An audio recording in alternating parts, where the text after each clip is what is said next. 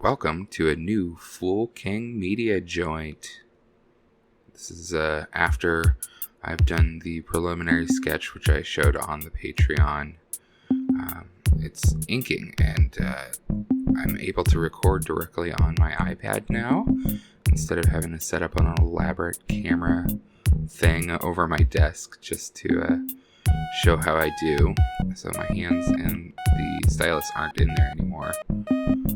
Obviously, this is sped up. I don't draw at that speed. I wish I drew at that speed. Because, dang.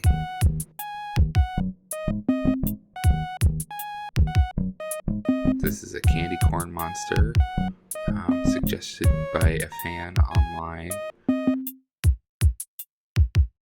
I'm doing only Halloween related shirts and merch designs from now until November. I pivoted away from doing as much other stuff as I have doing merch design lately, because merch design is paying. I really want to kind of funnel it into everything else and get the patrons going and the merch going, and be able to record these videos and record podcasts for people and audiobooks for myself. If you haven't checked out patreon.com/FoolKingMedia, that is what's going on over there. I'm doing audiobooks and podcasts and things like that, alongside of my fun monster designs and web comics and YouTube videos now, I guess. Little plug right there in the middle. There will be links in the channel description. I also would like to start doing a lot more Twitch streams. I've done it a few times, but I don't promote it, so nobody's there watching. Start trying to do that more often. Really like the way this hand turned out. It's interesting to me how much it looks like a Scooby-Doo villain. I like that hand so much that I just doubled it. It's not really a human hand. It doesn't need to be flipped or anything. Good texture, but not for this project. I'm definitely going to use that texture later. Erase all the outside stuff. Sometimes that's faster than filling in the inside stuff.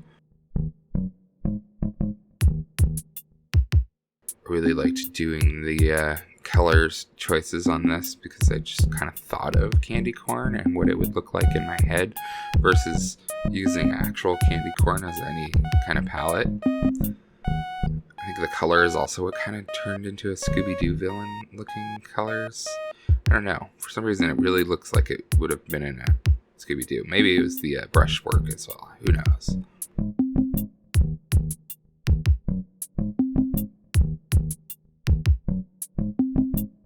Red eyes.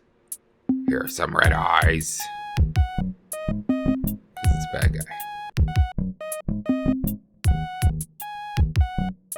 I decided that instead of white, I would do kind of a sugared white, I guess, color for the white parts. I didn't want it just to stand out so much on a t-shirt. This was a design I had a black background in mind for most of it, and then I wanted to kind of experiment with other things. The finished project has more shading, and I haven't decided if I want to add a background or not. You'll see when I finally put it up on the Fool King Media merch page on TeePublic. Let's just fill in and clean up. It looks like white on white, but it's not. A lot of times I do clean up by just putting a different colored background in. Makes it a lot easier. Oh, sometimes you get way into those pixels.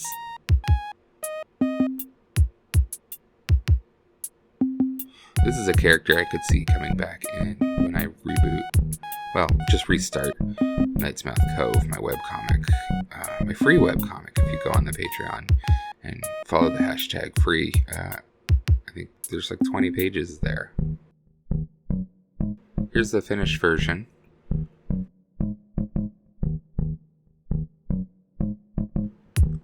I'd like to thank our patrons, especially the ones at the $20 level, Rachel Rogers, and our new patron, Melissa Tucker.